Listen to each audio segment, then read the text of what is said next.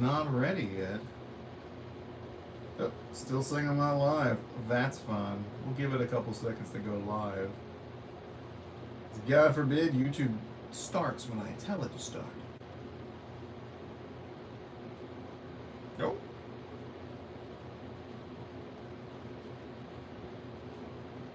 The sound is pretty terrible, I will admit. And the worst part is, that fan's not even loud. It's just, it's like 2 inches from the, it's just close to the fan. And that's the problem. Maybe if I move this over a little bit. I don't know, kids.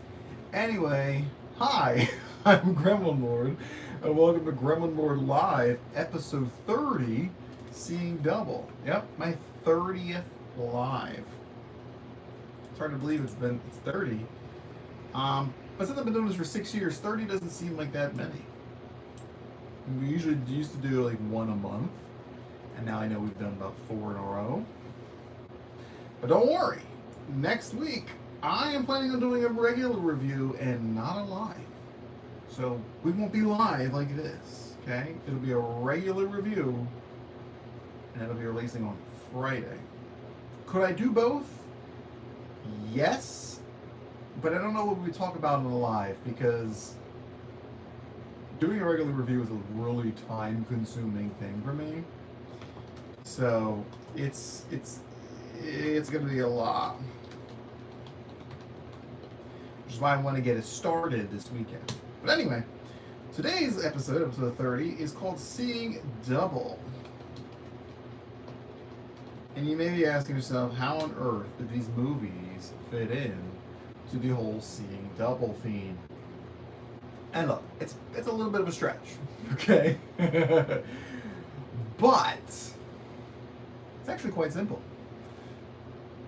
So, The Invite, which is a brand new movie currently out in theaters, stars Olivia Wilde, Ed Norton, Penelope Cruz, and Seth Rogen. Whereas the other gremlin is currently busy squeegeeing the sweat off my inner thigh. Hello there, Junaid. Or Junaid. With hair. My stream's a little behind in my ears. It's kind of funny. Anyway, so how the theme is working is that we have The Invite. You might have to, if you increase the resolution, you'll see that that's not actually accurate.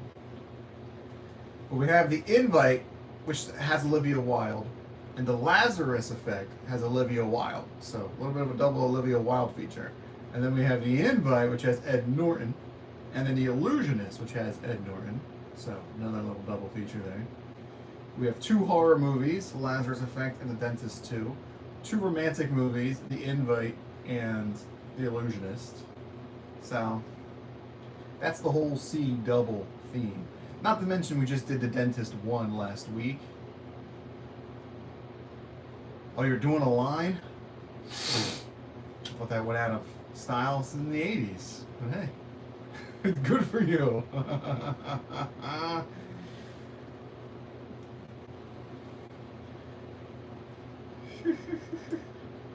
come this isn't charging? Hey computer, you want to charge?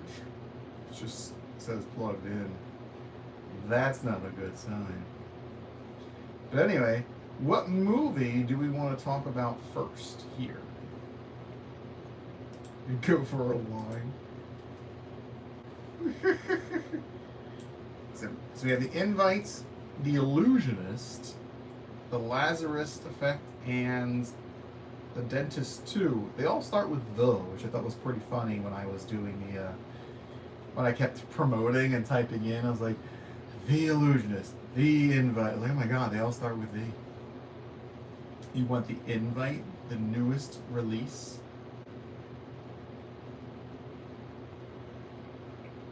London's pretty far away. I have never been. I also don't have a passport, so I can never go. Oops. Apparently I just paused my stream. That's always good. Paused out my computer, not you guys. You guys can do that. Perfectly fine.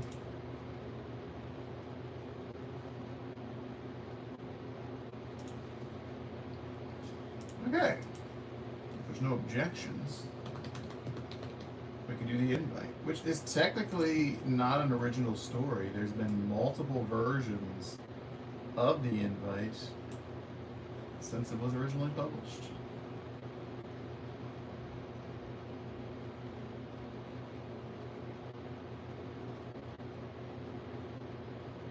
You're welcome. Thank you. I know my feminine wiles sometimes shine through, and people love that about me. I hopefully I could be an inspiration to you, Daryl, even though I'm not trans, but I hope it can inspire you, Daryl, to be your true self. Be who you are. Let's hear it for Daryl. That was a pretty well thought out and original insult. Although being trans is not an insult, so you gotta try a little harder next time. So the invite. Joe and Angela's marriage is on thin ice. When they invite their enigmatic upstairs neighbors for a dinner party, the night spirals into unexpected places. Don't know what that is. Is that one of those toys the kids are playing with these days? Like a fidget spinner? Sorry, I'm old.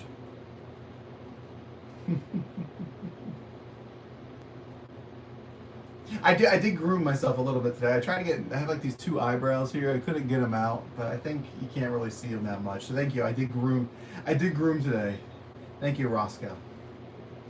Love your blank profile.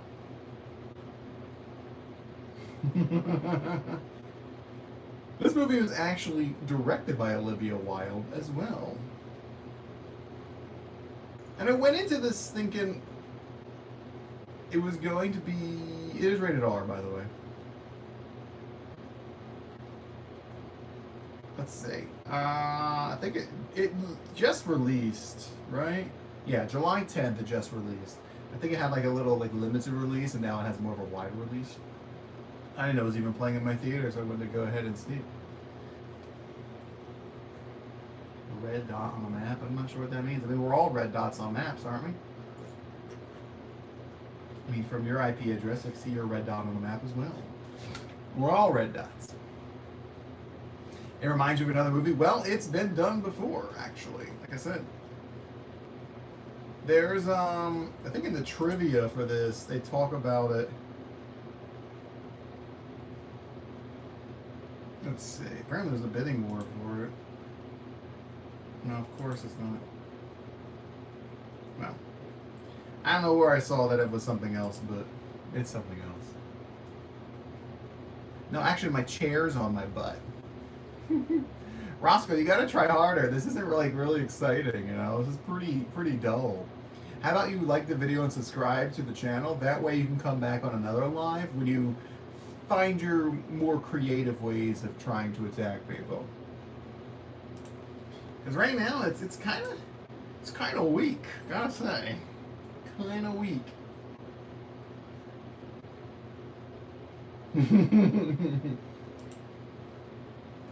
This isn't a Christian flag here. I don't know. I'm not a priest or a pastor or a youth pastor. Like, I don't know why you.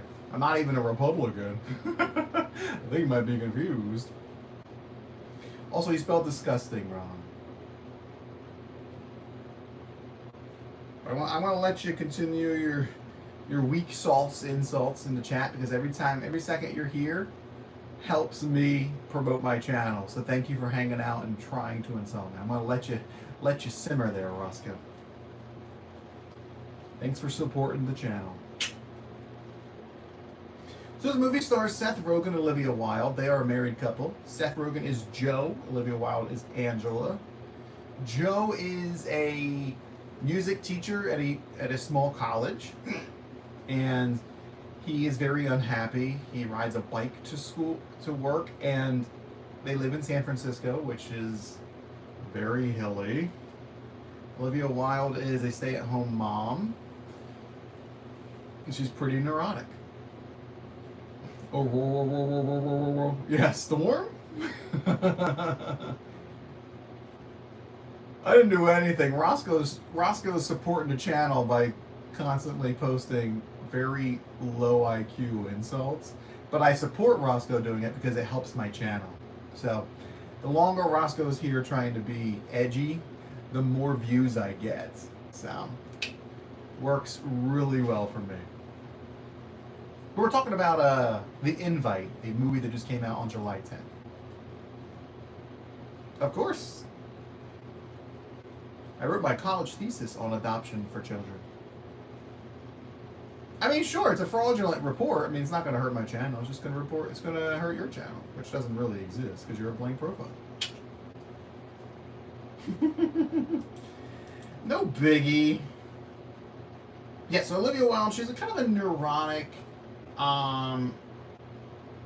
housewife, and she's very excited about this whole thing. And she's really excited about being, like, hosting this party.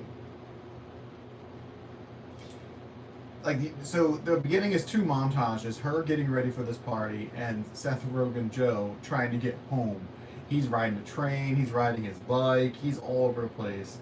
And then she's, like, traveling, and she's just casually shopping for stuff. She's excited, you know, it's a lot of work, but she's just,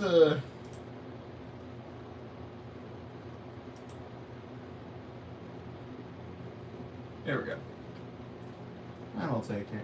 Yeah, I mean, she's looking to spice up her life, right? She's looking to experience things outside the norm because they're not in a happy marriage. They're in a rut marriage, and they don't talk to each other, and they don't have any communication. They have a child who was at a friend's house. You never see the child, which is good because, like, I don't need a kid in this movie. So she's at a friend's house for this evening. The entire movie takes place during this one evening. So she must spice up her life. So Joe comes home and he's like, what's all this stuff going on here? She's like, I told you I invited the neighbors. He's like, what neighbors? And the neighbors are Pina. Oh, sorry, it has the accent. Pina and Hawk, played by Penelope Cruz and Ed Norton. Yes, his name is Hawk. And Joe doesn't like them. He thinks that they're always trying to make conversation with him in the elevator, and he's so miserable he doesn't want to talk to anybody in the elevator. But she's excited because she thinks that they're really, well, she says it out loud. She says they're hot. She's like, they're a hot couple, and they seem like they have a very fun relationship. On my wall, up here, that's like a sticky thing. It's like one of those command strips up there. Yeah. Or you can't see it. I can see it on my camera, but you can't see it. Otherwise, it's probably just dirt because I live in squalor.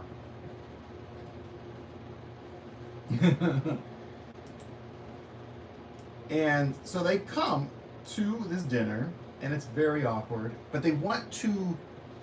Sorry, I'm like kind of all over the place this time. Oh, here it is. Joe doesn't like them because they have very loud romantic entanglements. And it's like 3 in the morning and he can't sleep because they're making a lot of noises in this adult time. Angela says, don't you dare bring that up because this is supposed to be a nice evening, not a weird one. But what happens is that they actually apologize for it to them. And this isn't really spoiler or anything, so don't worry. Which then opens up the conversations to honesty. And then that's when the stuff really goes kind of into the deeper end of adult romance, because then they start talking about, oh yeah, when we do that, this is what we're doing. And there's a lot of talk about group work and conventions and a menu. And it kind of opens up Joe and Olivia to having more honest conversations. And it's actually really funny.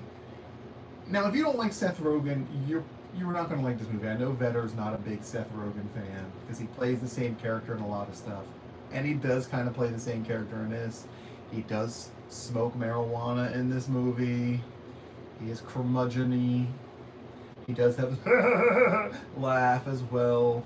So it is very much him.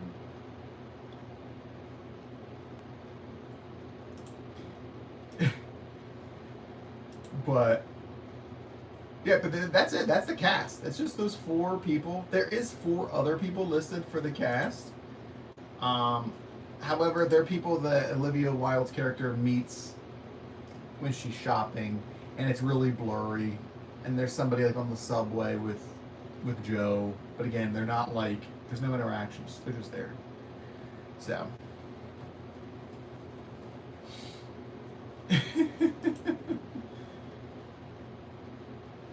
All right, let's see. Those 4 people the whole time. Yeah, it is. I guess it's called a bottle movie. It's like when you have bottle episodes of TV shows, usually in sitcoms.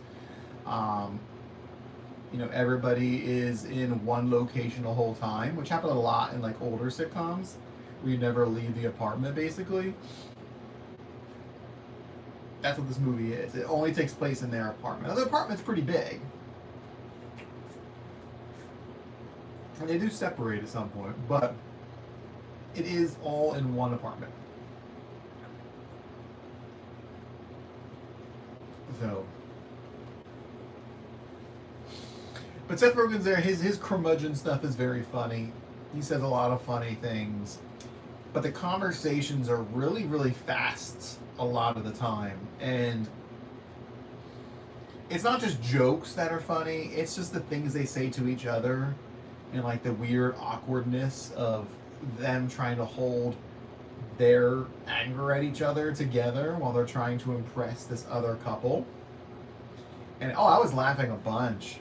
It was me and one other lady in the theater, and she was laughing like out loud. I mean, like like belly laughing out loud quite often. I didn't belly laugh just because I didn't want to be like embarrassed, but I was cracking up quite a bit. Like I said, it's not just punchlines either. It's just the social awkwardness of a lot of the stuff that I found really funny. I mean, it's a funny movie.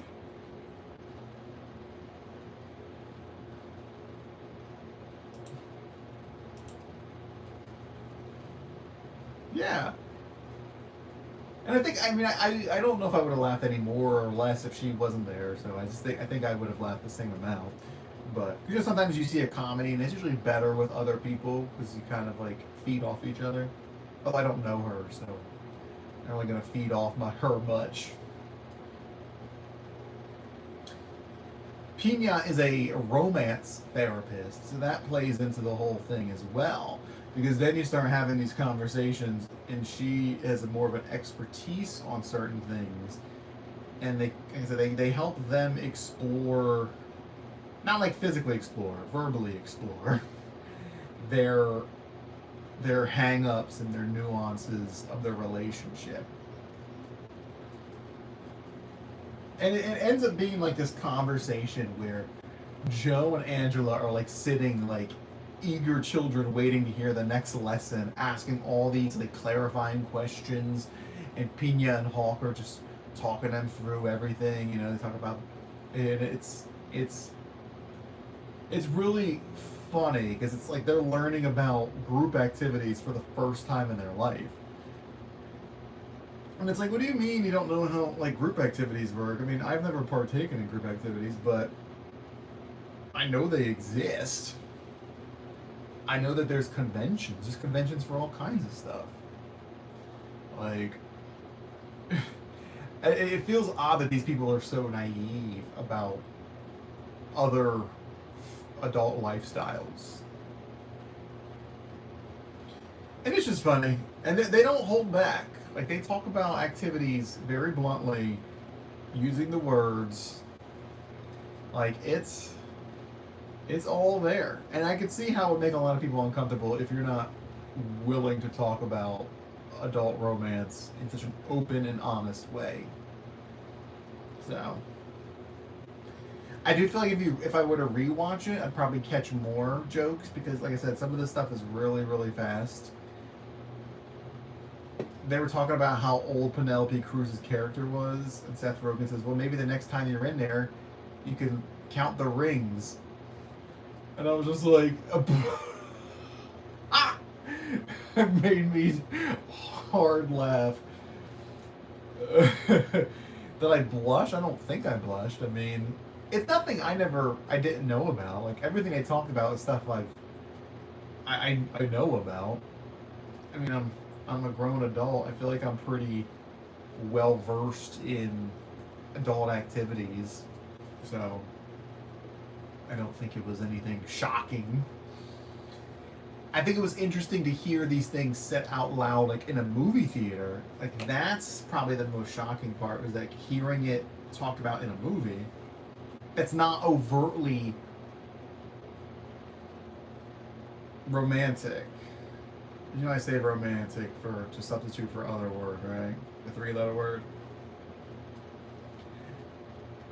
Like, it's not rated R because of what they do. It's rated R for what they say.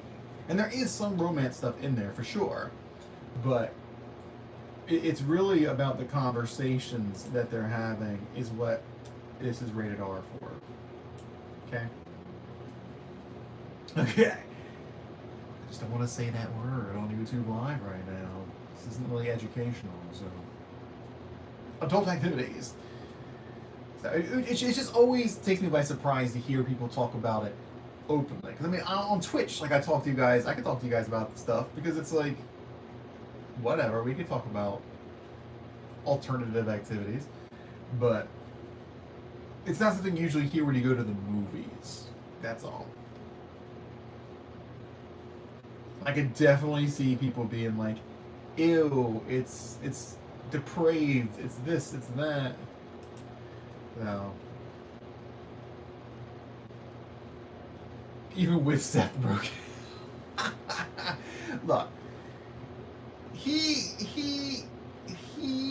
is very Seth Rogen in this, but to be honest, he was fine. He was fine. I think Olivia Wilde knocked it out of the park. Like, she captures this neurotic character so well.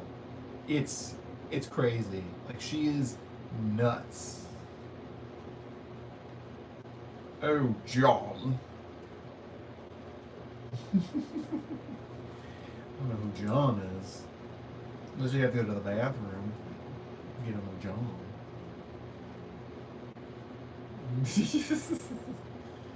Not the hammers. Not the hammer. Stop. Hammer time. The pacing is pretty slow. This is a very conversation-focused movie. You know, there's not a lot of action in it. There's build-up. Yeah, don't forget this, like and subscribe.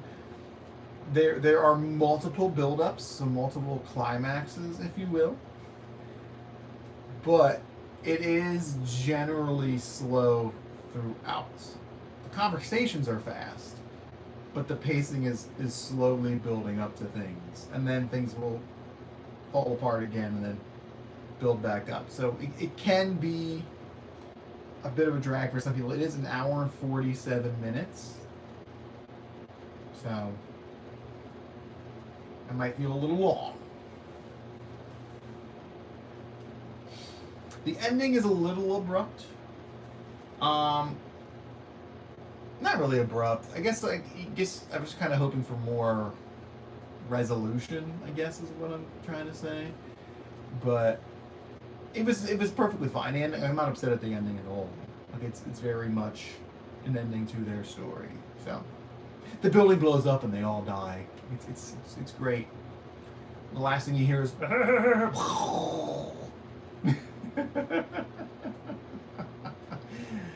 kidding. Kidding. Yeah, they left it open for a second or a third or fourth. No. I mean, it's not open. It's a end of a relationship. Not end of a relationship. It's end of a movie about relationships. Could you do another one? I guess, but I feel like it'd be odd. I mean, maybe if they... I feel like it would be a lot more action-oriented if they did another one, because I feel like they would be trying to explore that side of the conversations. So I think they probably won't do that. There's some really cool cinematography. Oh God, there is no. There's a movie, a gay movie. I didn't watch it. Jim Parsons is in it. I think Jim Parsons is in it, and it's about like a bunch of guys for a birthday party. And it's like the 4 or 5 of them in the apartment. I didn't watch it. I think it's on Netflix, maybe? I remember seeing a preview for it a while ago, and then I never actually watched it. So. Because, you know, we don't watch that foo-foo gay stuff. But see, like, what would a gay version even be? Because, I mean, I guess there are sheltered gay people who don't know about other romantic activities.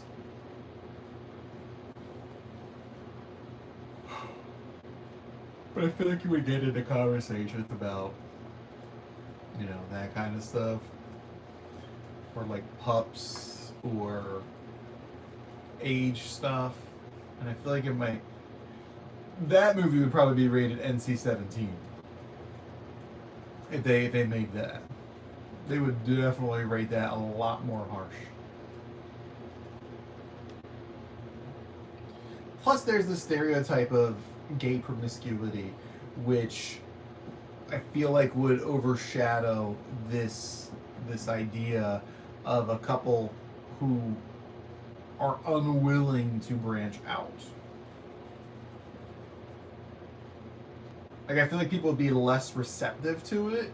Because, like, oh, you know, gay people would just go do stuff with other people anyway. Like, I feel like there'd be a very stereotyped thing, like a negative view about it. I mean, obviously, monogamy exists 100%. I've only been in monogamous relationships myself, so, well, my side was monogamous. But, I mean, it could work. All right, Prince, start writing it, and, We'll get some financing. I don't know who we're going to get to star in it, but... I mean, because the 2 guys in this movie, Seth Rogen and Ed Norton, I don't find attractive. So, to me, it was like the most attractive people in this movie are Penelope Cruz and Olivia Wilde. But... you know, yeah, I'm sure I'm starring in it. You do see a shirtless Joe Rogan and a shirtless Olivia Wilde. I mean, she's not completely shirtless. She still has her undergarments on. The X-Hawk. Yeah, the X-Hawk. When I was trying to find duo like movies, I was trying to find another movie from one of these actors. So I went through Seth Rogen's filmography, I went through Penelope Cruz's filmography, and went through Ed Norton's filmography, trying to find a movie that I own that I could, you know, watch that has an in it to do the whole seeing double theme that we have going on.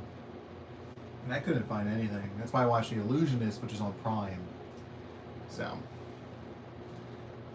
this movie had a lot of interesting cinematography. You wouldn't think it would, considering it's in an apartment, and it's a lot of just straightforward conversation. But there's a lot, I mentioned this in my little TikTok on my short. There's mirror shots, and I don't mean like the same thing on both sides. I mean like using actual mirrors in the apartments to show other characters' faces. So while like a character is talking to us, behind them is a mirror that's showing the other character they're talking to's face when they respond. And it's kind of interesting because you end up seeing things happen in the mirrors behind them. Like if when Joe and Angela are having a conversation, you'll see Joe in the background in a mirror doing something. And I think it plays into this theme of mirrors and windows that, and I think it shows it in the trailer, that the neighbors can see into their apartment from upstairs. Yeah, it's more prevalent in the beginning of the movie than it is at the end of the movie. But it allows you to see both characters at the same time and see how their like body language is when they're having these conversations, when they're angry at each other.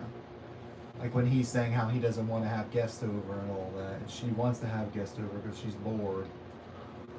So it's very interesting. I would 100% recommend this movie.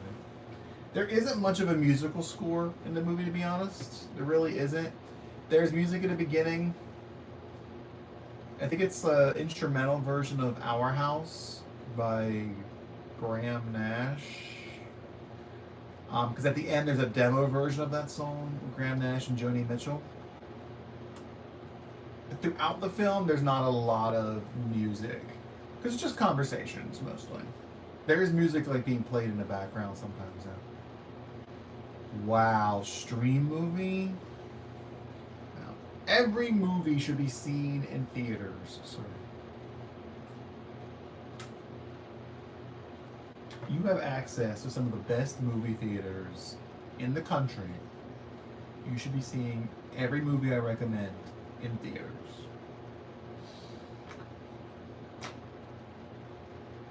I expect when Avatar gets re-released, you will be seeing it in theaters. Thank you.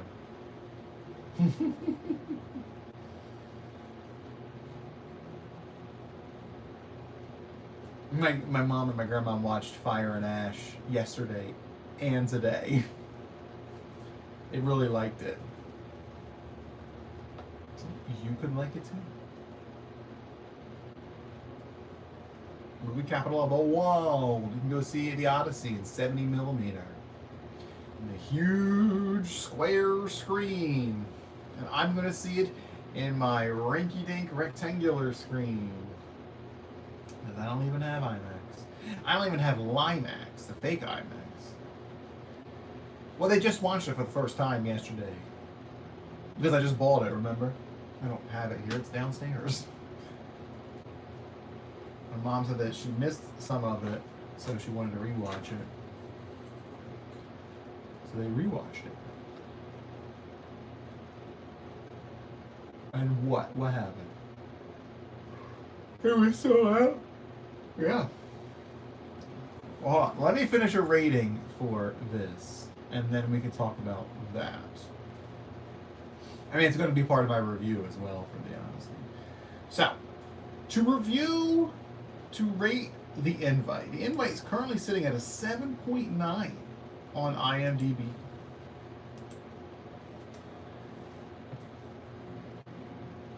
I'm trying to think of things I didn't like about it. I mean, the conversations being a little too fast, excuse me, sometimes is a negative. But I don't have a lot of negatives for the movie. It doesn't mean it's like perfect or anything. It's just, I was entertained and I had a good time with it. I laughed. I did not cry. I had to like run that through my head real quick. I don't think there's anything in there tear-worthy. Characters do cry, but I don't think anything in the movie moved me to tears.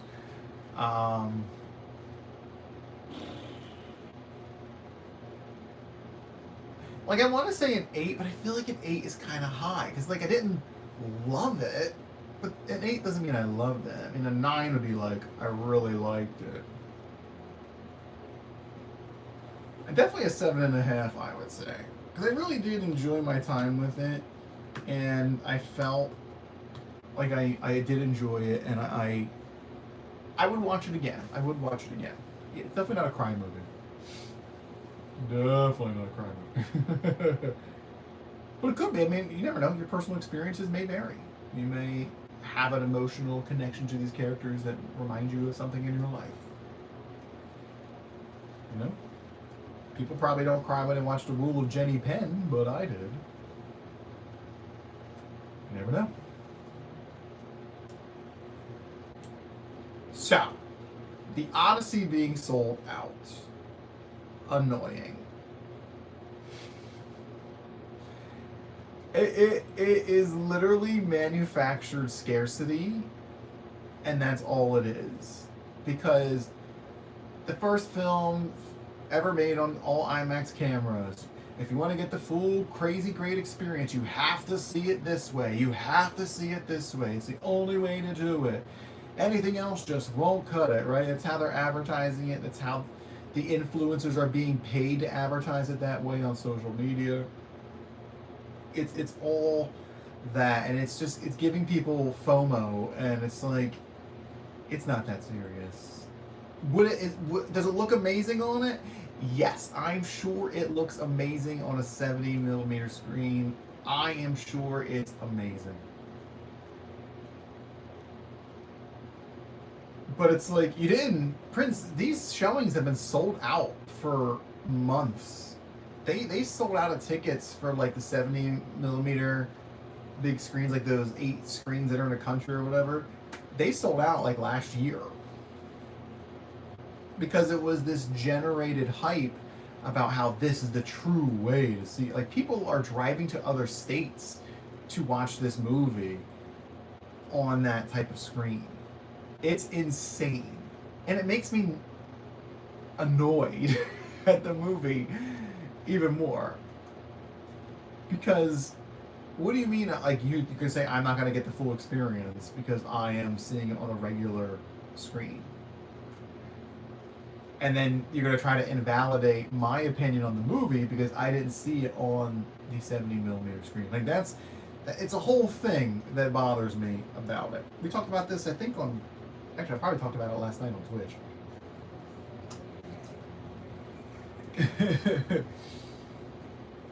But yeah, like, people are talking about, like, even regular IMAX or IMAX Dolby or whatever. There's like 8 different kinds of things.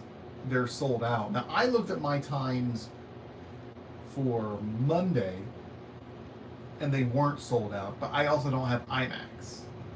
Mine's a regular movie screen. So, and you know what's crazy?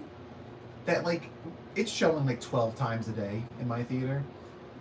And like 8 of those times are in the smallest theater. Or the small theater. I mean, not the smallest. And I thought it was so weird because I looked at the times that I would go. Like the 11 o'clock showing, the 12 o'clock showing. And it was all like the small theater that I see their mystery movies in. I was like, why would they be showing it in the smallest theater? And then like the 7 o'clock showing is in the big double staircase theater. And I just thought it was so odd that the majority of the show times are in a small little theater. Yeah. Because I mean, technically I think the screen is bigger in the bigger theaters. Because it has to be. Because the room is so much larger. You're going to need a bigger screen. The framing probably isn't any different, but because it's not IMAX, it's still the same type of resolution or whatever ratio. But it's just odd that they would have it in the smaller theater for allegedly the biggest movie that's going on right now. And I think maybe because my theater is really popular with the kids movies, and they're probably using the big theaters for those kid movies, the dollar kid movies. And like the Minions and Toy Story and stuff like that, because there's probably a lot more tickets being sold for that than there is the Odyssey during the daytime, at least. This week's kids movies, one of them's Animal Farm, the Angel Studios movie. And I was like, Yikes. Not the fascist animal farm. Anyway, so what movie should we talk about next? We have The Illusionist, The Dentist 2, and The Lazarus Effect. This is a really cool cover.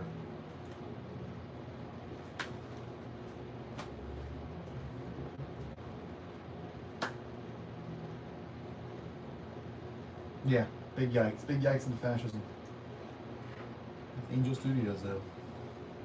The Dentist 2, look at you being adventurous. You just have to know if it's better than a Dentist 1. I know. I really locked you in for the Dentist 1 last week.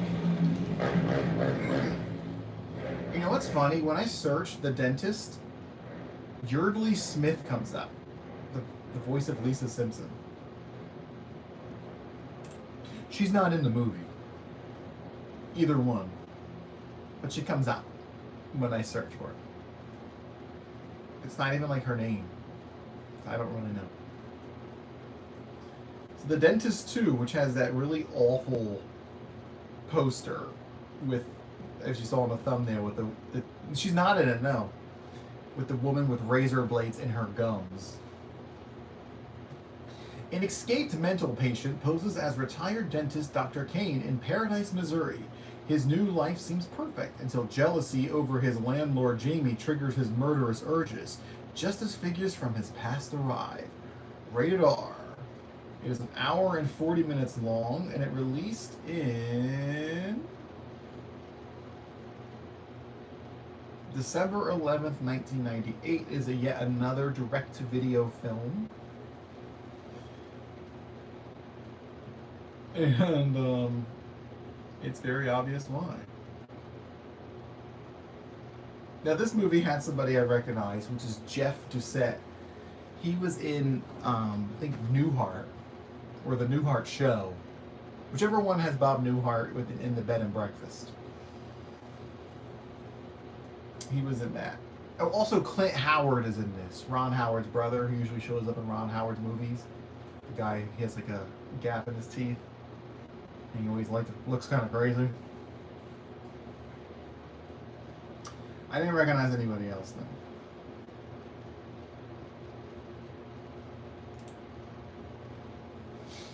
But this movie is very different. It takes place after the first one, obviously, where he breaks out of the mental hospital that he was put into at the end of the first movie. And it's different because his character is now different. His character is a completely different person. Legacy characters, there is a legacy character. His ex-wife comes back. She did not die in the first one, she lived.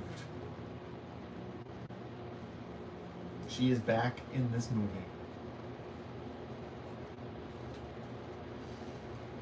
And obviously the dentists, Corbin Burnson is in the movie again, obviously.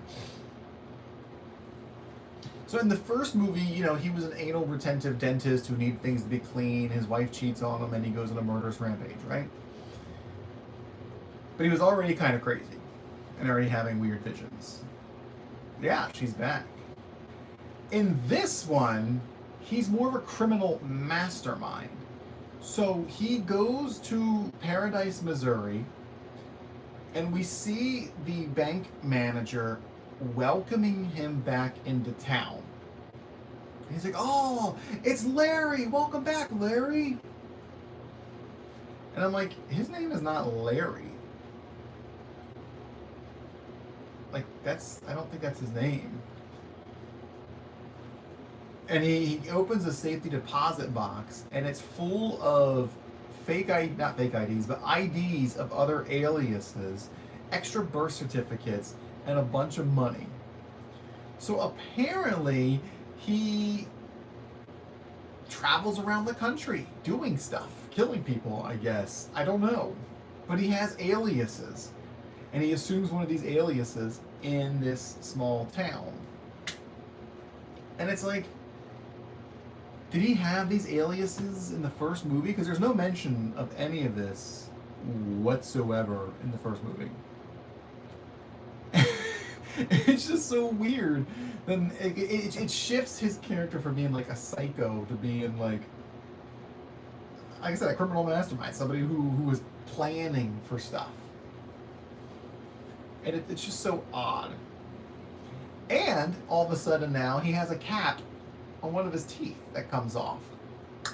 So he's missing part of one of his teeth, and he has a cap on there. So he goes. Remember, by the way, this is going to be a full spoiler review of The Dentist too. Okay, this is a direct video movie from 1998. So if you don't want full spoilers for this, don't listen to this. But that's the thing, Prince. He didn't get smart afterwards. He this was already pre-planned. Apparently he was there 5 years prior depositing the stuff. So he's already had this different locations all over the country that he could flee to. Like it wasn't just this one location. That's the weird part. Because there was no notice of that in the first movie. And I think it just kind of like, decided, oh hey, we're just gonna make his character do this now. Which is fine. That's just what it feels like. So yeah, so like I said, he was very much a SoCal dentist in the first movie, but now apparently he is a country traveler. So he loses a cap on his tooth. He goes to the local dentist, the only dentist in town. Right? They're like, what can we do? What can we do? Let's change it from, high-end California to country living Missouri.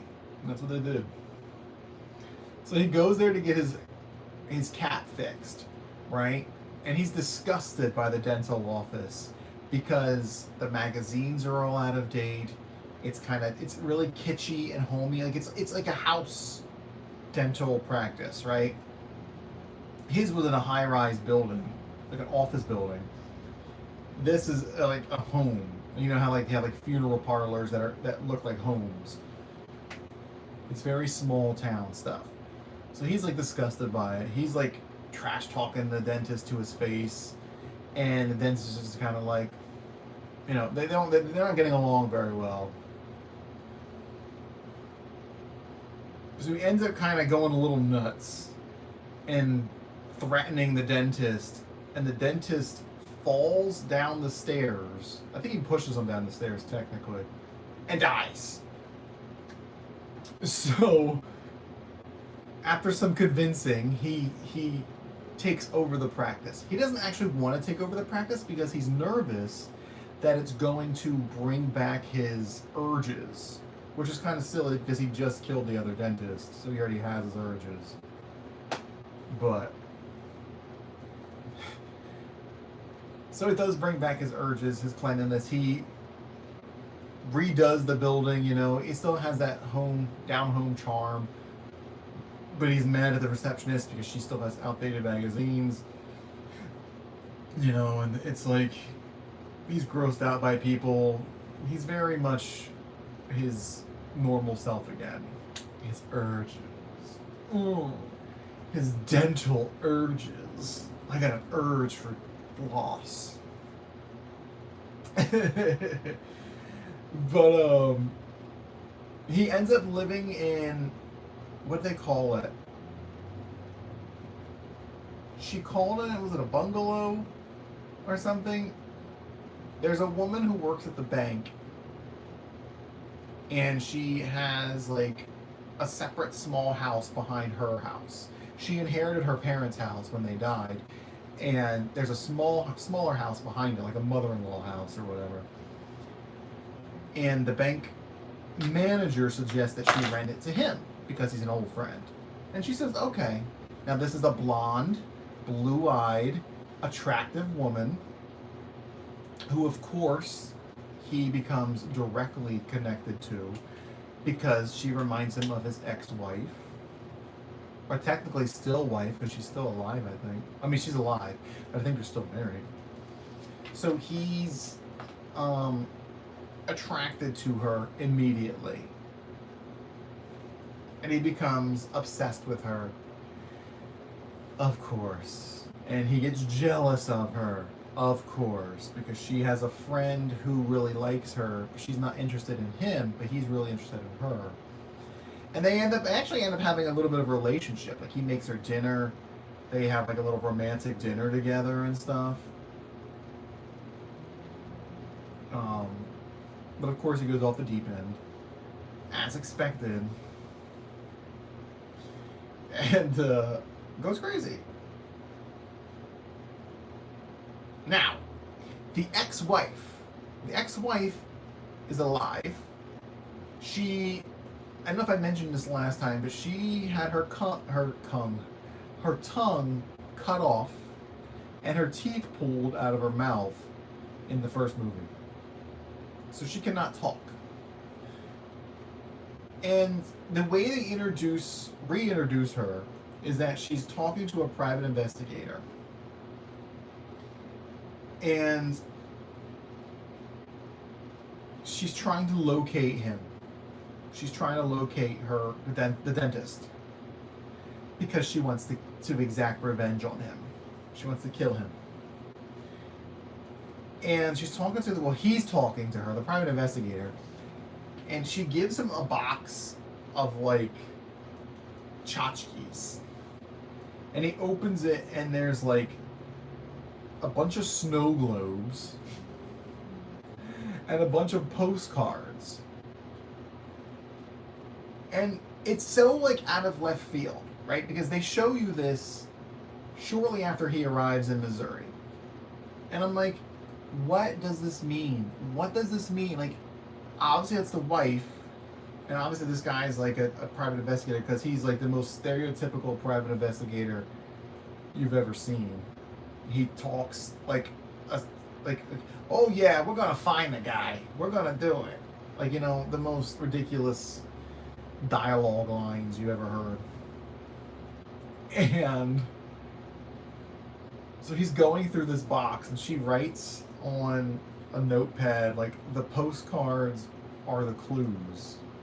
And I'm like, what? But I guess these are all locations that he's been.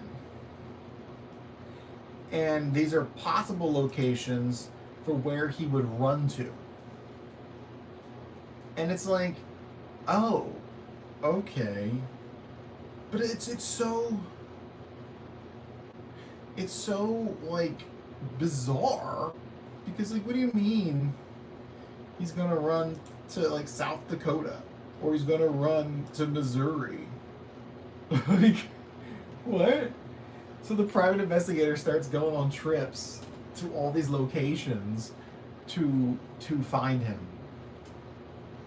And it's super low budget. So he's literally just like standing in a phone booth in front of a sign that says like South Dakota. And he's like, I'm here in South Dakota and I don't see any evidence of him around here. And it's like, you check the entire state of South Dakota? But I guess they just went off of what location the postcards were from. Yeah, it felt like they were trying to make it like a noir type of investigative thing, but it's super cheesy, and like it felt so out of place. But like, I was like, well, the rest of the movie's already out of place, and might as well have a private investigator too. Eventually, he gets to Missouri, and but they never interact with each other. He never interacts with the dentist, but he reports back to the wife, and the wife heads down to Missouri,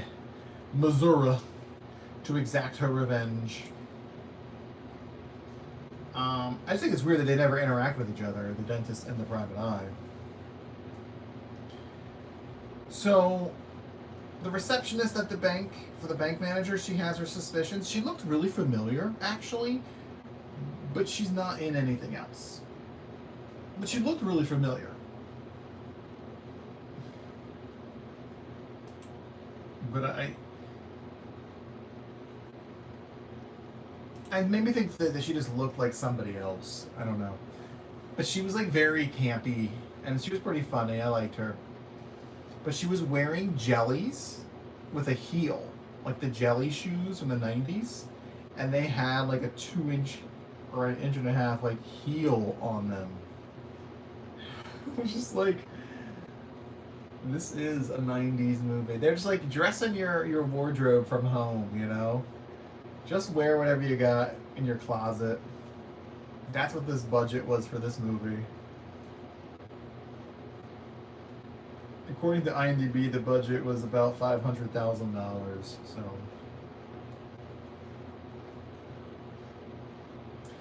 my phone is delayed showing your chat. Yeah, jellies. My sisters had jellies. We used to sell jellies at Old Navy, actually, and they would smell. Not sure why you want to have smelly kid shoes, but they do.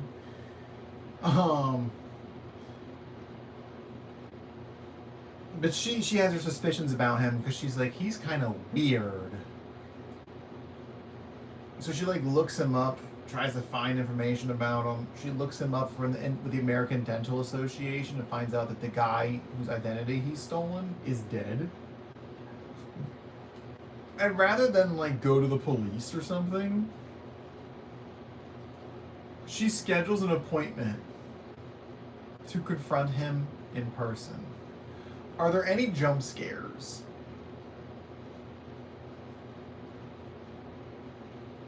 I don't think so. It's not like that kind of movie. Like, he's not like creeping in the shadows or anything like that. I mean, maybe when he lunges at somebody, you can consider it a jump scare. But, I mean, I definitely wasn't scared of anything in the movie. So, I felt really sorry for her, the receptionist lady. Aside from her being stupid by making an appointment with a dentist, who she suspects to be a killer. She actually gets tortured very harshly in this movie. Like, overall, the movie, I feel like, had less gore. But she gets tortured in such a gory way. I felt so bad for her. Yeah, there is one additional death in this movie. There was 3 deaths in the first movie, 4 deaths in this movie.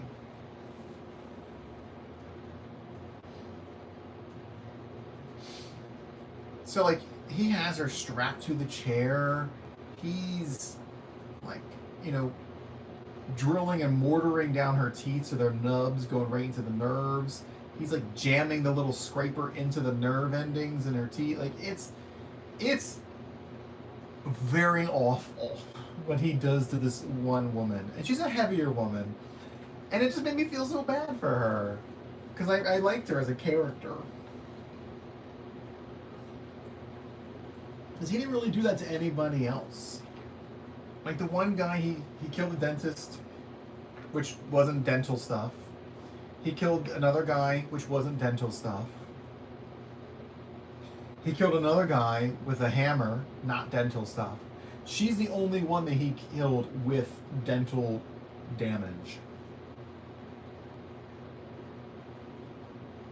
I did feel bad because I liked her, but she was just so dumb, like scheduling an appointment with him. So, and like I said, it was pretty sadistic. Like, it was like borderline like Saw levels of sadistic torture. Like, not as graphic as Saw or as like Terrifier, but it's like he's like grinding down teeth, he's pulling teeth, he's jamming in their nerves in the teeth, he's stabbing her gums, like he's doing all kinds of heinous stuff. And what he does is that he removes the skin from her cheeks that makes it look kind of like the Joker, but he removes the skin from it. Like, it's terrible for her. It's very terrible for her. It made me feel really bad.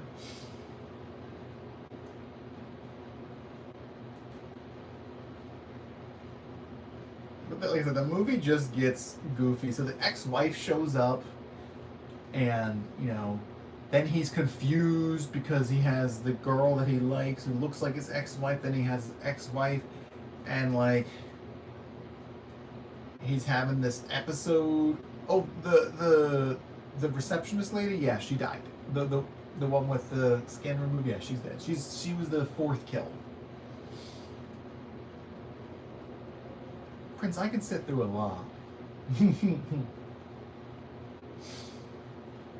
But yeah, so the wife shows up and she's trying to kill him. And it's just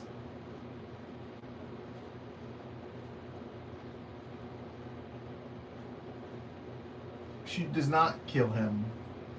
And she also does not die. The wife does not die in this movie either. I think she gets knocked out. She gets hit in the head, I think. Oh, that's what it was. So both women were fighting him at the same time. And the new lady swung a piece of plywood and it hit the ex-wife, and he moved and hit the ex-wife in the back of the head. But she was still alive. She's not dead. The weird camera angles aren't as much in this movie, which is good. But he still has his delusions.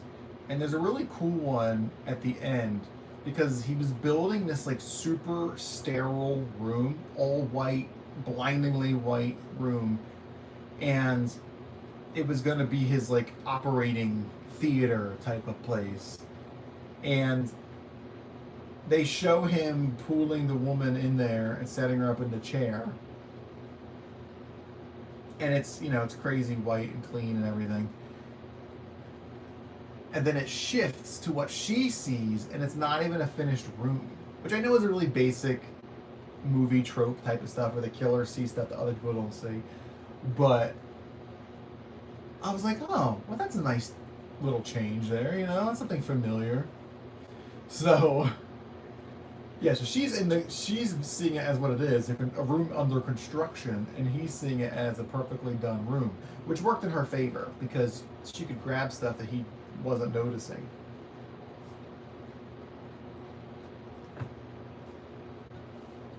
And the finale is that she shoots him with a nail gun. Not once, not twice, not 3, not 4, not 10, not 12, but probably at least 24 times. And he does not die. It's funny, he stumbles downstairs, right? She's upstairs. And the entire town is downstairs. And they all scream, surprise! Because they were throwing him a party to welcome him into the town as the new dentist. And he's standing there with nails all in him. No, he didn't die. They had plans for a third movie, actually, that they never made. And then the movie ends with this scene here. It's on the back of this. I don't know if you'll be able to see it. It's probably a little blurry. He's driving his car. Yeah, it's pretty blurry.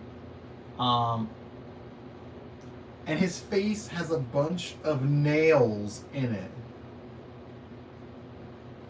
Because she shot him with the nail gun. And he's driving and he's maniacally laughing.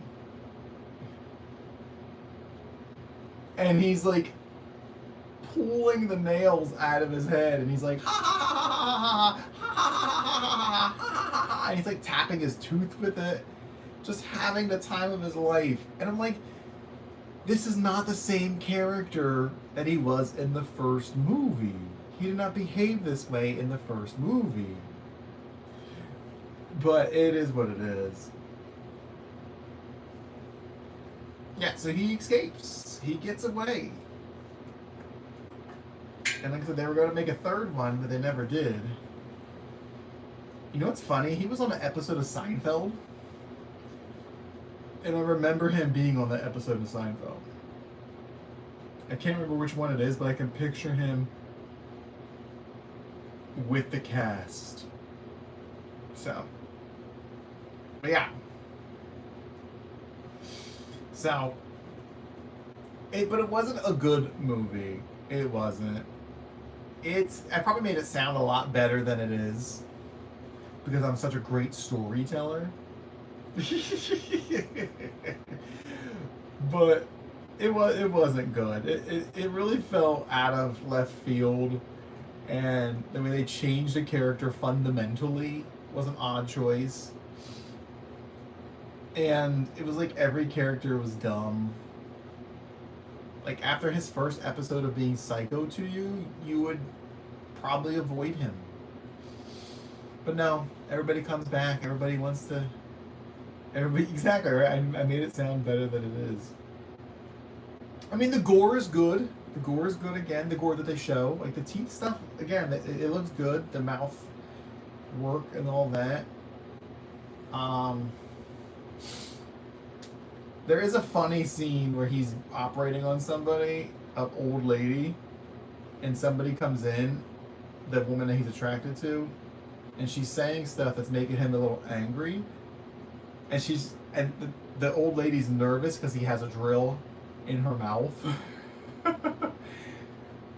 And she keeps repeating back things to the dentist. So like the girlfriend would say, you know, well, I'm busy tonight, but we can do something tomorrow night. She's like, tomorrow night?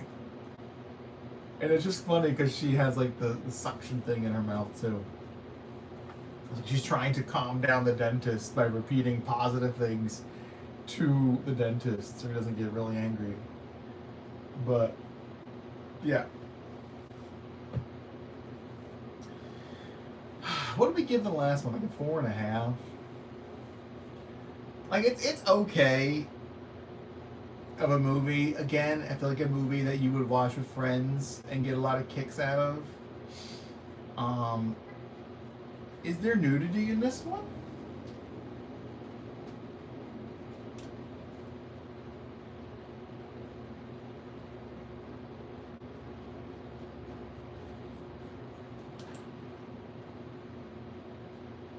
It doesn't show that on IMDb website. It only shows it on the phone, on the app. Where it says like nudity severe or whatever like that, and you can click on it and people will say like what nudity is there. I don't think, well actually here, graphic violence including some scenes of dental torture and for strong romance.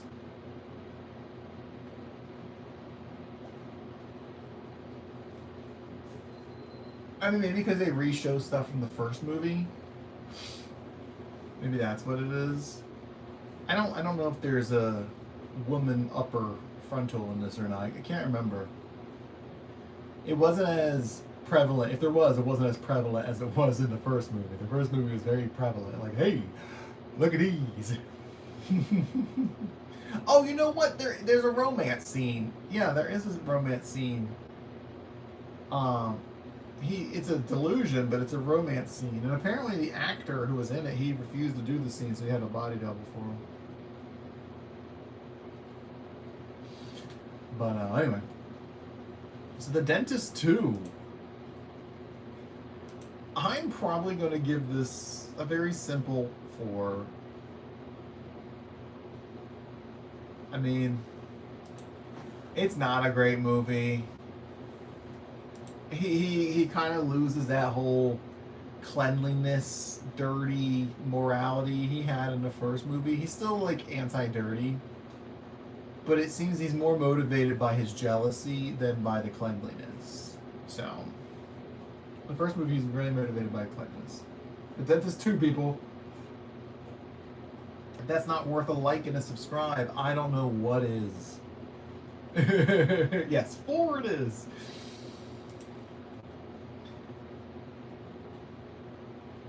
But the wife looked like she was channeling like a Sharon Stone type character. She had her hair back in like a tight, like kind of bun, and she had like a business suit on, like real hot looking lady. She just didn't talk because she didn't have a tongue.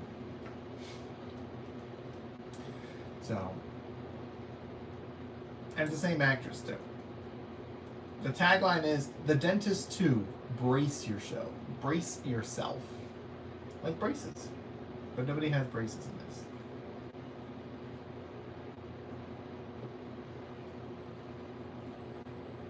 Beverly, that's her name. I kept trying to call other characters Beverly.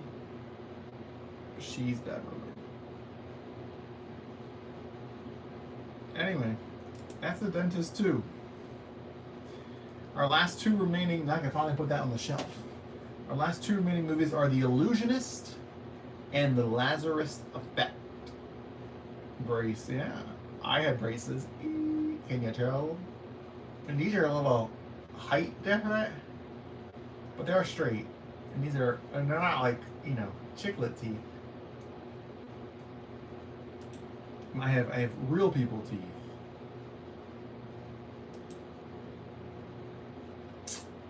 But they are straight. I knew it. Now you're skipping out on 2 movies? Wow. That's a new high for you. Usually you only skip out on 1. Actually, my teeth are much better now that I use that electric toothbrush. I noticed a massive improvement over the manual toothbrush. So, like plaque-wise, much better. Because I had quite a bit of plaque there for a bit. And I went to the dentist when I had health insurance once. And they didn't clean it as much as I liked. But I broke down and I bought a freaking electronic toothbrush at BJ's. And it's worked out very, very well. See, I naturally want to curse. It is really good, and it tells me when the bristles are, you know, need to be replaced. And BJ sells the extra heads and all that, so I'm set. It's good. And like I said, my plaque is much more reduced. My gums are a little receded, but it's fine. That's fine, Prince. I will do these other 2 movies without you. You'll just have to watch the VOD.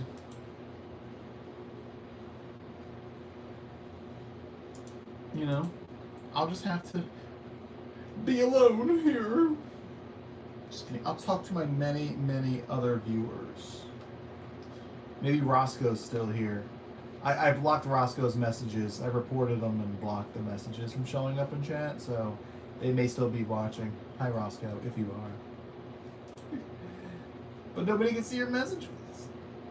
It's fine. It's whatever.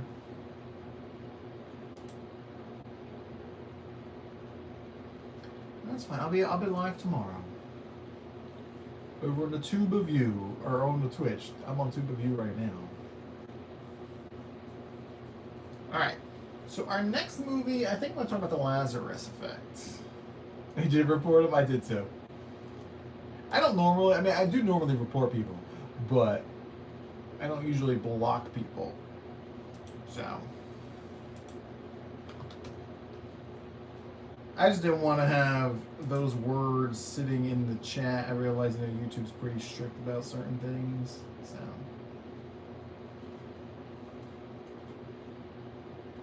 this movie I found to be a bit disappointing. I actually really wanted to watch this when it came out. It came out in 2015, which I didn't realize. Like, that seems pretty recent to me, but that's like 11 years ago. I wanted to see it.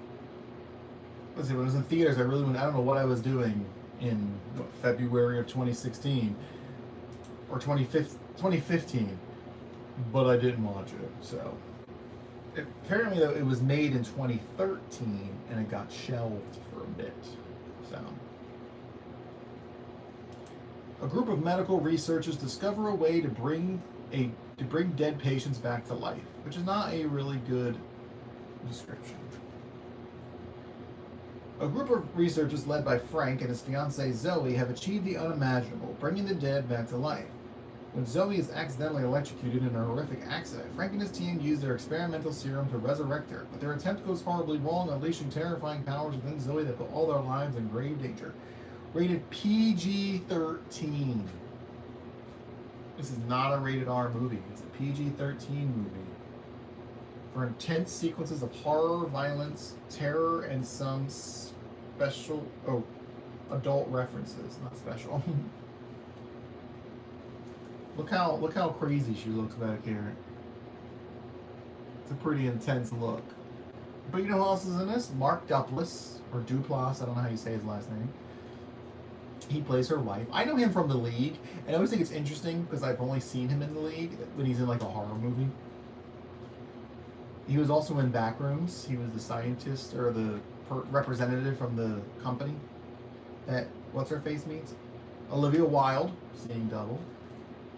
Donald Glover, Childish Gambino. Evan Peters, you know, Quicksilver from Days of Future Past and such, and American Horror Story. And then Sarah Bolger, who I don't know from anything else.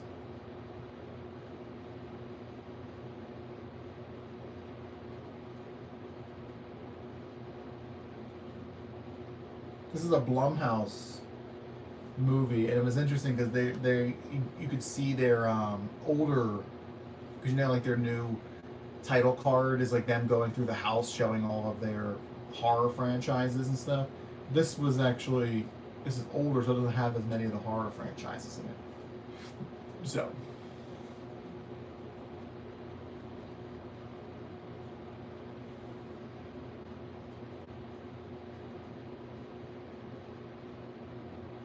let's see, where's my notes? So the way they frame it in the beginning, so you have this group of researchers, and then you have a woman who comes in to like record their scientific discoveries, and that's Sarah Bolger's character, Eva. And she comes in and they're explaining stuff to her, and they're talking about how they're trying to shorten or actually extend the amount of time that somebody can be dead on the table and be brought back with limited issues. So as you know, sometimes people will die on the table in the operating room or something like that, but they're resuscitated a minute later. Like obviously that can cause a lot of issues for your body. So what they're trying to do is extend that time where damage does not occur. And that's what they tell her is their project. So what we see them do is do an experiment on a pig. That does not work. But then they do an experiment on a dog, a dead dog, to bring it back. And it's scientific. How much of it is real science? I mean, it sounded real enough to me, and that's enough for me. I'm not a scientist. I have an understanding of biology and how a lot of things work, but I don't know specifics of a lot of this stuff. So, but most of it sounded smart enough. It sounded plausible. Okay, and that's all I ask. Give me some plausibility. You know, like don't call this the miracle God serum and it brings people back to life. Like, don't give me that. If they actually had like a process where you inject stuff, you introduce varying electronic impulses into the brain to jumpstart it and stuff like it was very much explained in a very scientific way. So I do like that.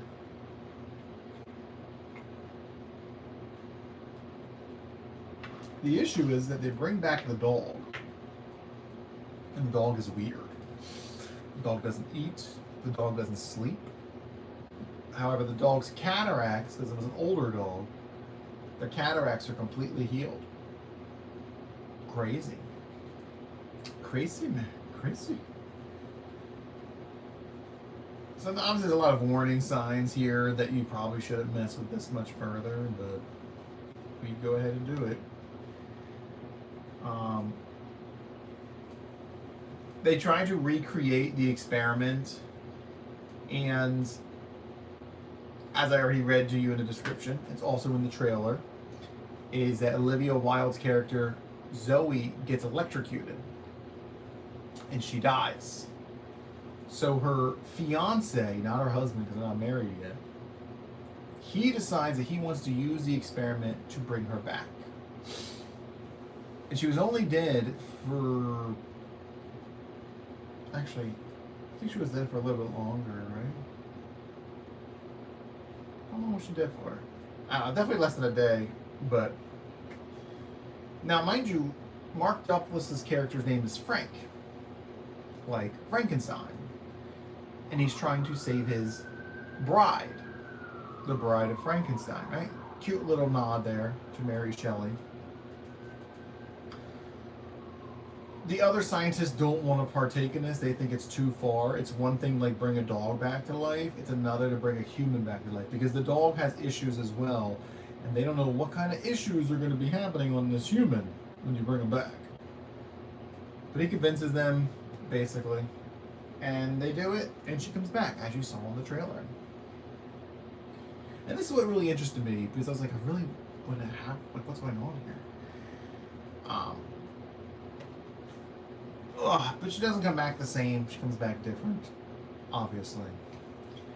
And this is where my problem arises with the movie, because most of the movie is the build-up, getting to this point, and then it feels like once she's resurrected, things just rush off to the end.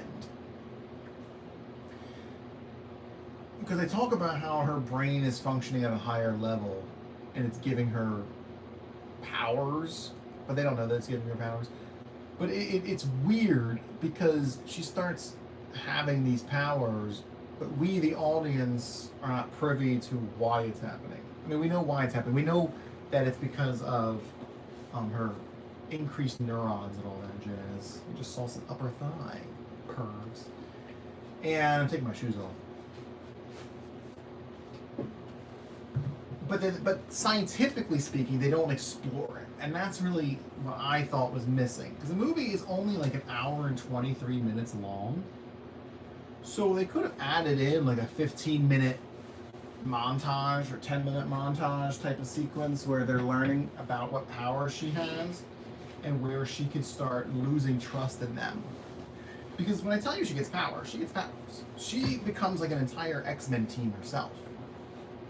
Like she gets telekinesis and telepathy, and she can make people see stuff, and she can bring people into her memories, and it's like a whole bunch of stuff. And then her eyes turn crazy black like they are in this cover. But there's no reason why her eyes turn black. The dog's eyes never turn black. But her eyes aren't always black. She kind of does it at will. And it's not only when she uses her powers. So it's like, it's very... It just devolves into this very monster horror trope type of film. Which is really disappointing. Because I liked a lot of the stuff up to this point. And then once they get to here, it just kind of falls apart into stuff you've seen before. And it would have been really cool to have like the other side, like have her being like tested by her husband or her fiance and everybody else, and them trying to figure out like what can she do? What is she doing? How is this working? You know, she's awake, but then she's not asleep, or she's doing this, she's doing that. Like, you know, they have them explore that together, and that they have her the whole time have her slowly trust them less because she has like this weird telepathy. She can hear their thoughts. So it would have been a much better build up to when she starts killing people. In my opinion. It also would have probably improved how she killed people. Because a lot of the things, I mean, she kills people fine. But the issue is, for me, is that this is a PG-13 movie. So it's not super graphic. I mean, there's blood and there's stuff like that. Not that I need to see a bunch of violence or anything. But you also know that they're not showing you certain things because it got cut. Like, there's an extended deleted scene of when she's killing somebody where she's crushing their head in her hands. And the only difference is that the final shot of that scene is that it doesn't, you know, blow up or anything like that, but you see the head like indent in a bit. That's all. But they cut that because it would have to be rated R if they showed that. And it's just things like that. Like it would have been a little bit better if it was rated R. But I guess it's supposed to be more approachable. But everything else that was pretty PG-13, which was fine.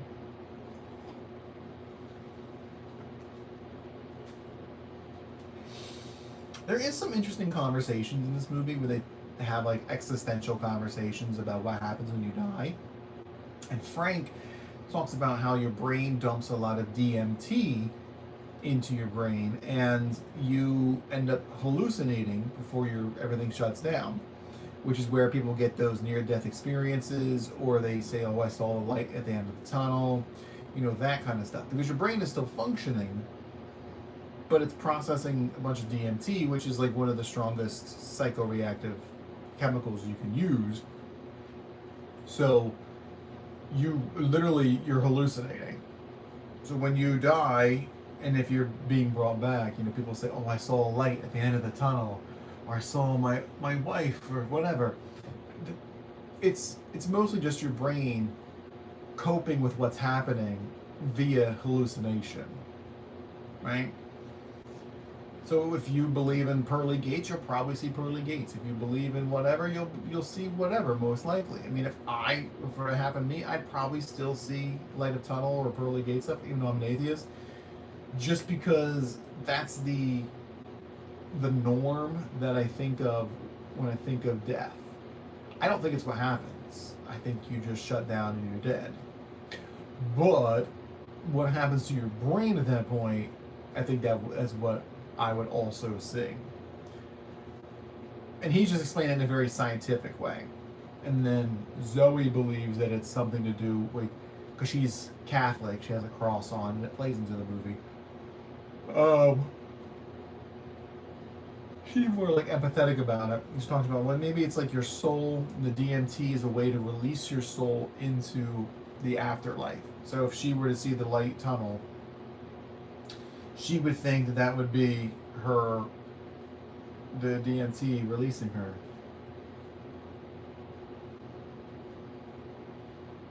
That's weird. Sorry, I saw that like dirty on my screen. But it was a really interesting conversation, and they tread in the lines of like, when is science too far? It's one thing to bring back a doll, but are you bringing back a human? Like, what does that mean for morality? Where is she? Like, they kind of make her seem demonic, but there's no mention of her being possessed or anything like that. Like, maybe you shouldn't have brought her back. And how would companies use this if they got this type of power?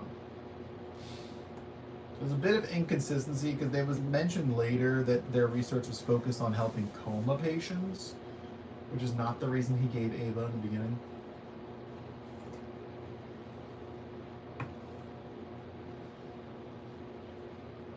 Let's see. La, la, la, la.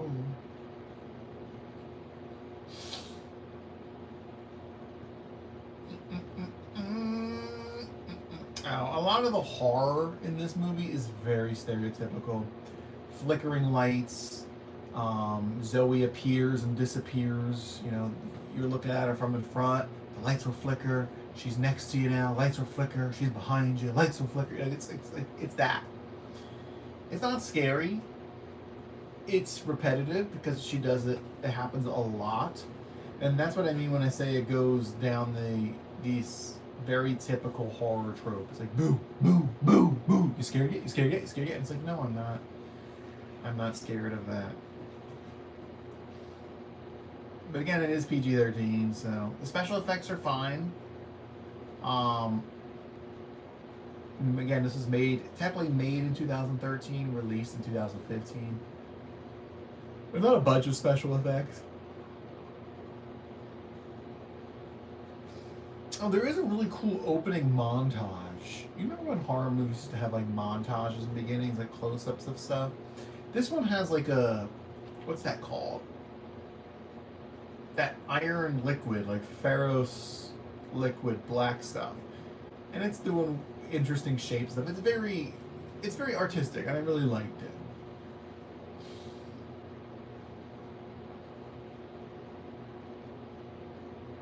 This is something that I did want to see in theaters, and I never did.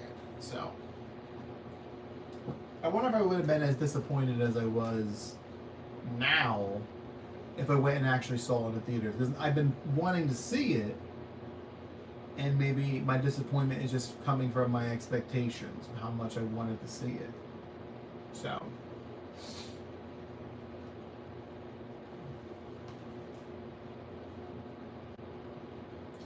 I don't know. Anyway, so let's rate this, the Lazarus Effect. My Blu-ray here. It says my digital copy was expiring. How disappointing. Actually. Must redeem by June 16, 2018.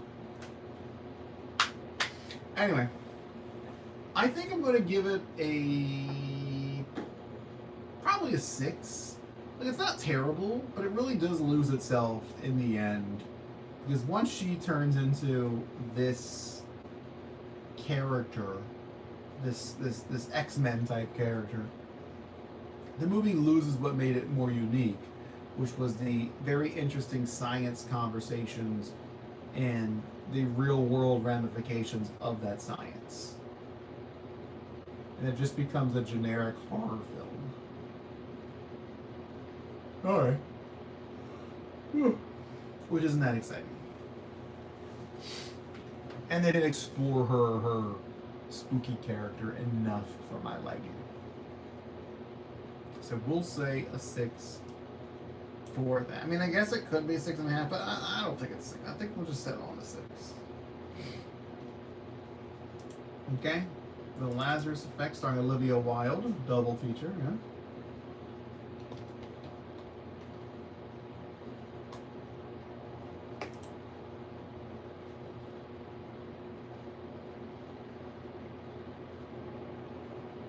Oh, also that movie was a success. Let's go back to that real quick. Box office wise, you know I like to look at box office stuff. According to IMDb, it had a budget of $3.3 million and it made $38 million. So that's, you know, over 11 times the amount of budget. So that's fantastic. The next movie we're going to talk about, the final movie we're going to talk about tonight, is The Illusionist, which I just watched today on Amazon Prime. And then I saw that I still have to watch the final season of The Boys as well. This is a 2006 movie. It's an hour and 50 minutes long. It's rated PG-13. It released September 1st, 2006. This is not a movie I would have went to see in theaters as a teenager, so that's why I've never seen it. It's the same year that The Prestige came out, which is a Christopher Nolan magician movie with Christian Bale and Hugh Jackman, Scarlett Johansson, and Michael Caine, which I also haven't seen. I think I've seen parts of the Christian Bale one at a friend's house, and my friend really liked it. It was like a family event, and it was on in the background, and it was like, I don't know what the heck is going on in that movie. But in this movie, in turn of the century Vienna, a magician uses his abilities to secure the love of a woman far above his social standing.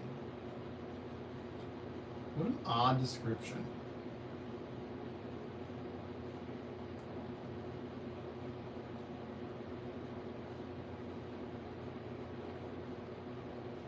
I think this movie, I would have enjoyed it a lot if I saw it in theaters.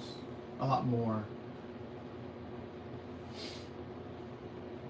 Anyway, this movie stars Ed Norton from The Invite, there's your double, as Eisenheim, the magician. The woman he's interested in is Sophie, who's played by Jessica Biel. Now, we haven't seen Jessica Biel in a lot of things, at least I haven't in recent times. Is she a mother? I know she was with Justin Timberlake, but I don't know, is she a mom? I think she's kind of like semi-retired from acting, which is fine. Paul Giamatti is in this movie. He plays Inspector Ull. He's like the police inspector. And then you have Rufus Sewell, who plays the Crown Prince Leopold, who Sophie is betrothed to. Oh, I'm sorry. I'm so tired all of a sudden. Anyway, so Eisenheim and Sophie knew each other when they were children, and he was kind of like into magic and sleight of hand back then, and they kind of fell for each other. But she is a rich aristocrat, and he is a poor kid. So obviously they're not allowed to have love. Young Eisenheim is played by Aaron Taylor Johnson from the Kick-Ass movies and from Quicksilver and from the 28 Years Later franchise.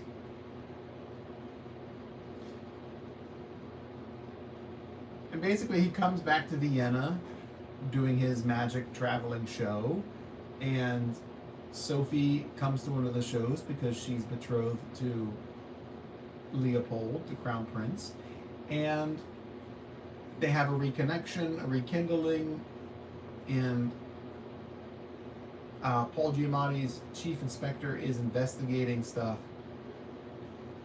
because they watch her 24/7, and they're noticing these actions between them, and then of course the crown prince is corrupt because he's royalty. And wants him to be arrested so that she would stay with him. Oh my God, what's going on? Why are we yawning so much? This is a problem here.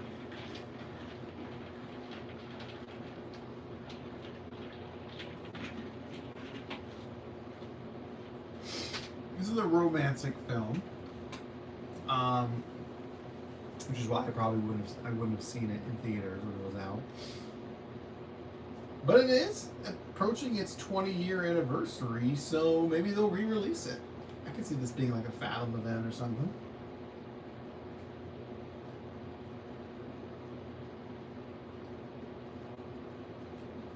I would go see it if they re-released it. I don't have any notes on this movie, by the way, so we're ad-libbing all those. The first thing I noticed is that people's accents. So, again, going back to the Odyssey, you know how they all speak with American accents. Everybody here speaks with a mostly British accent. There's an occasional, like, tinge to it, like maybe not Vietnamese, a Vienna German type of tinge to it, but it's not consistent enough for me to call it that. It mostly just sounds like an English accent for everybody. But the weird thing is that they say Herr Eismann, Herr Uhl, Herr Fischer, which Herr is German for Mister. So it's weird that they would say Herr in a German word when they're talking with these British type accents. But again, that's a very Hollywood type of thing. So it's fine. I just think I'm noticing it more because of what the Odyssey is doing with having American accents when America didn't even exist when the Odyssey was spoken and written. So it's odd because we get so used to movies that are antiquated or take place in other locations that aren't America to have British accents. So they have British accents with Germanic flair sometimes. Everybody was good in the movie. Ed Norton was good. Jessica Biel was good. I liked her quite a bit, actually. Which I haven't seen her in a bunch. I mean, obviously I saw her in the Texas Chainsaw Massacre, which is a really good remake. I've seen her in Seventh Heaven. But I don't think I've really seen her in much else. I know she had like a drama or like a mystery thriller that came out a few years ago. But I didn't see it.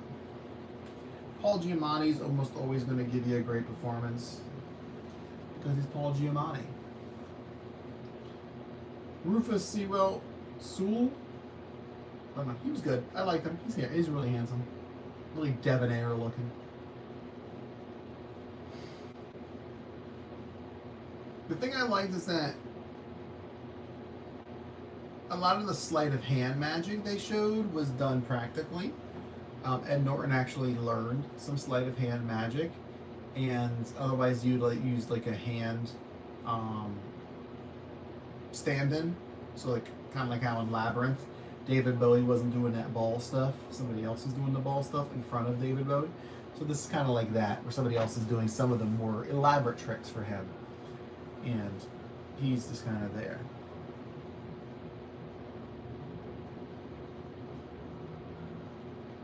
The film was filmed mostly in like the Czech Republic and Prague and stuff. It's really beautiful locations. I don't know what's going on. Really beautiful locations, and I feel like it would be really nice to see that on the big screen. The whole film has a sepia tone to it, so everything's kind of yellowed, desaturated, and it's fine. I'm not usually into. Sorry, somebody's driving with their music crazy loud. I'm not usually into that type of stuff. I'm usually into like the desaturation to show old-timey things. And it's a very antiquated way of making movies, in my opinion. I mean, again, look at the Odyssey.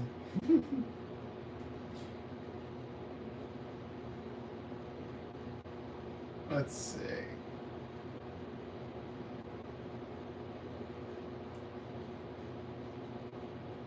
But yeah, so basically they kind of have this toward affair and it ends poorly. But there's like a whole big twist ending. It was very interesting. There is a lot of CGI in this though. No, maybe a lot is the wrong word. But there is CGI done in some of like the early sleight of hand stuff. Things that aren't able to be done actually. Or things get much bigger. Oh my god. It's like if you had like this pen, you know, it would turn into like a big stick. I don't know. It was a lot of interesting stuff like that, but it was, the CGI doesn't hold up super well. It's okay. I mean, I wasn't watching it in 4K or anything. I was watching it, I think, in high definition, but technically I don't pay for the highest premium Amazon Prime, so I did watch it with ads. Thanks. Prime used to be ad-free, and they're like, we can make more money if we do that.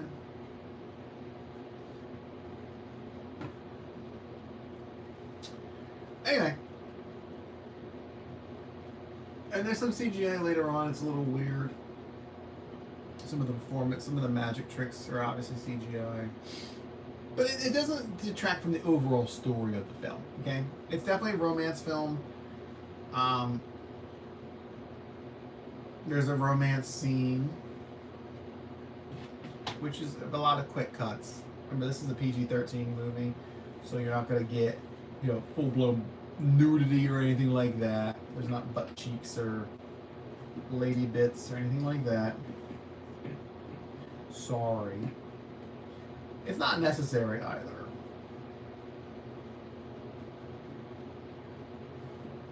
The costuming is really nice. I mean, a lot of the characters' costumes are really cool. The police have what I'm assuming is traditional police outfits. They have those helmets with the horn on it. Or the special police, the royal police kind of stuff. Oh, let's see. It was nominated for an Oscar. It was nominated for, I think, editing, cinematography, actually. For Dick Pope. It didn't win, but he was nominated.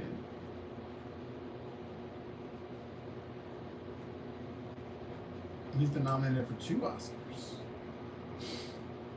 For Mr. Turner and The Illusionist. What the heck is Mr. Turner?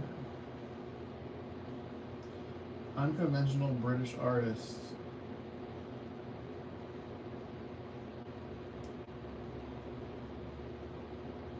Oh, never heard of it. Anyway, I don't know. I did enjoy it. I feel like if I saw this in theaters, I definitely would have cried. I feel like I would have cried while watching this for sure. I didn't cry watching it here at home,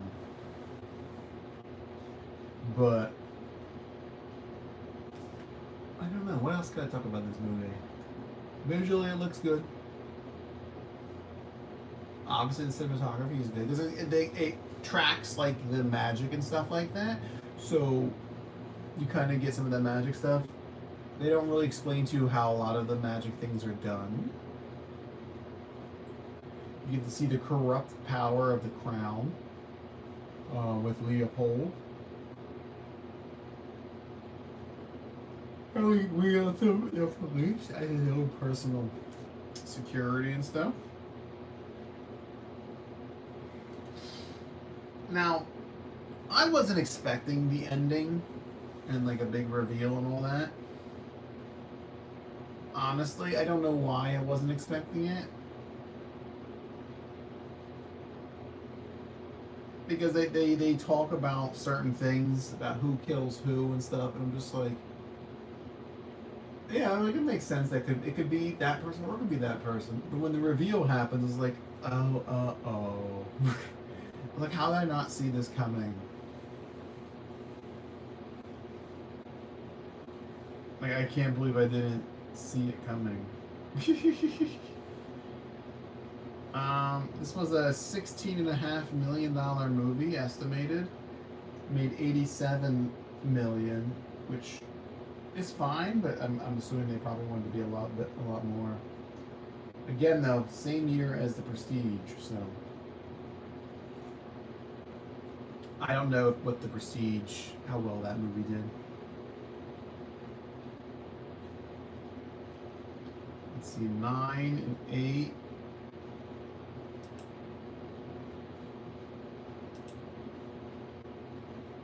It's funny because like I was looking at Ed Norton, and he has a very tall head. I mean, I have a really big head, but his head is like very like narrow and kind of tall, and it didn't help that his hair was also very like kind of pompadoured a little bit, or like kind of slicked back, like kind of lifted, and then his facial hair was a little bushier, so it gave him an even more elongated head.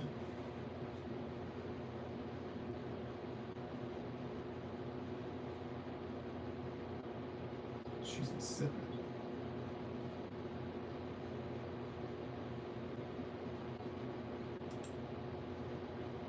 I'm sorry, I'm reading this review.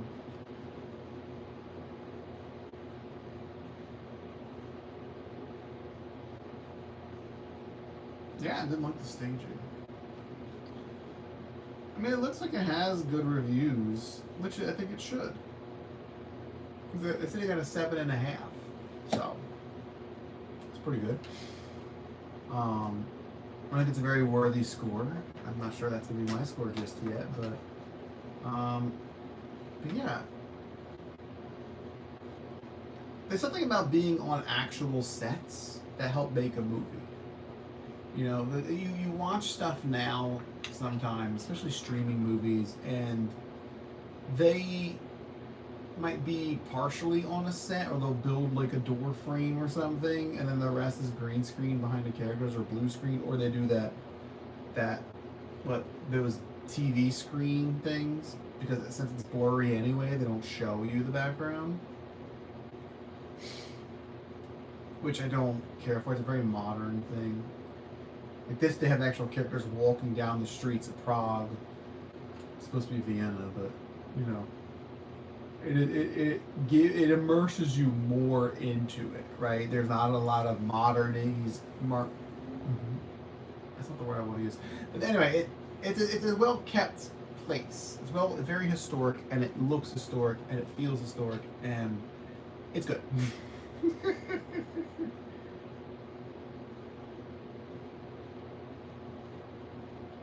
Like if they tried to film stuff like that here, it wouldn't work, because they don't have a lot of historic things like that. You know what I mean?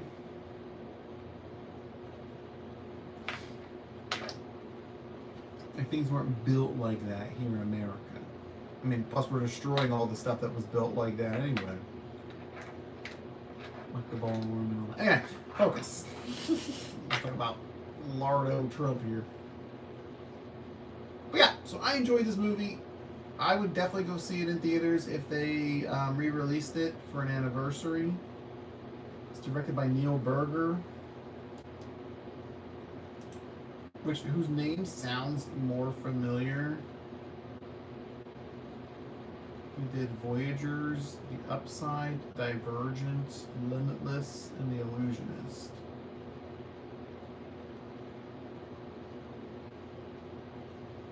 Why am I not able to scroll? It's doing that stupid thing where IMDb doesn't scroll. So, I would definitely recommend it. Is there anything I didn't like about this movie? I mean, the accents didn't like bother me, but I definitely noticed it way more than once when things just sounded kind of weird.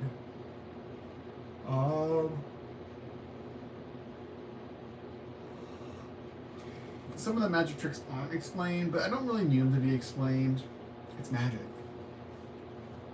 I'm okay with that.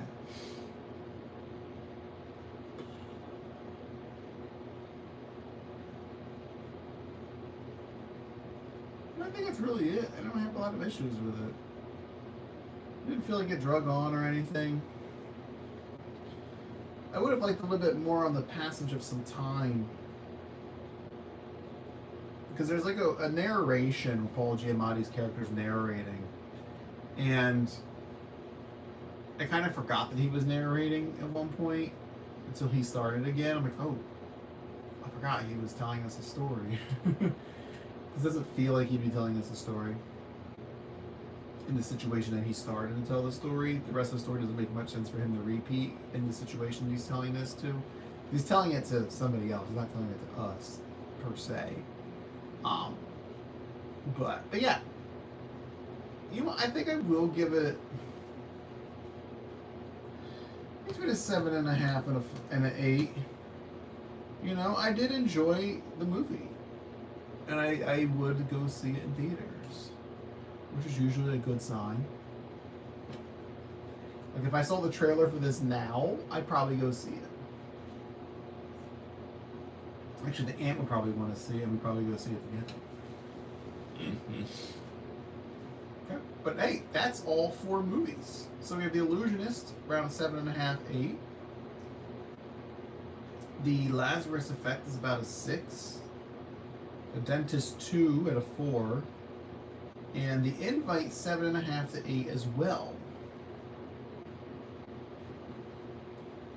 Those aren't my final scores, but I'll type them up and put them in IMDb and stuff like that, and also on Letterboxd. If you have Letterboxd, I don't think you can follow me on IMDb, but you can follow me on Letterboxd. I write actual reviews on Letterboxd, not just little like quips and cornball memes.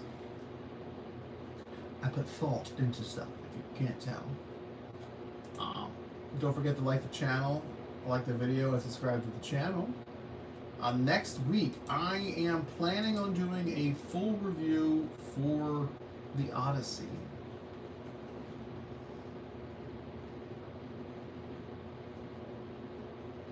I could do it as a live.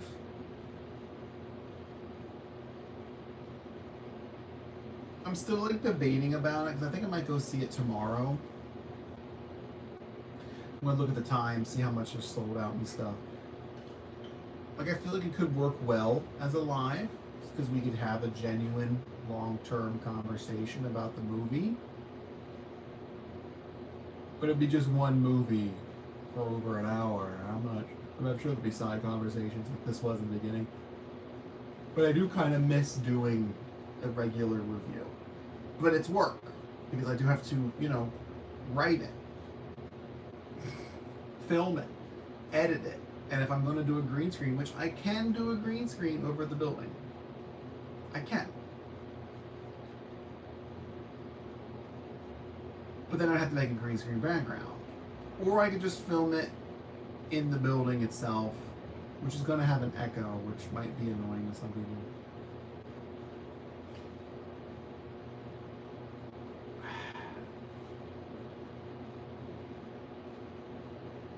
I don't know, it's just going to be kind of rough. Because I know the lighting in the building is going to be kind of weird, because if I'm sitting in between the windows, oh, I can sit over there.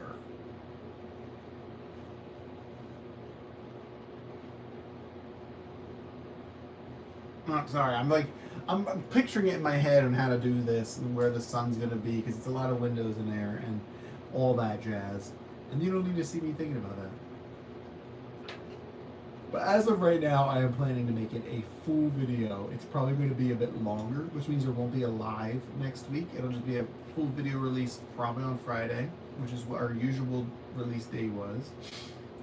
But if I see it tomorrow, I'll release a short / TikTok talking about what I thought about the movie immediately after leaving the theater. So, but yeah, that's going to be it. So we had a good time tonight. Let's see who our top fans are. Top fans, Junio Moon. I can't really see everybody's full names, unfortunately. Junaid has second place, tied with Hammers.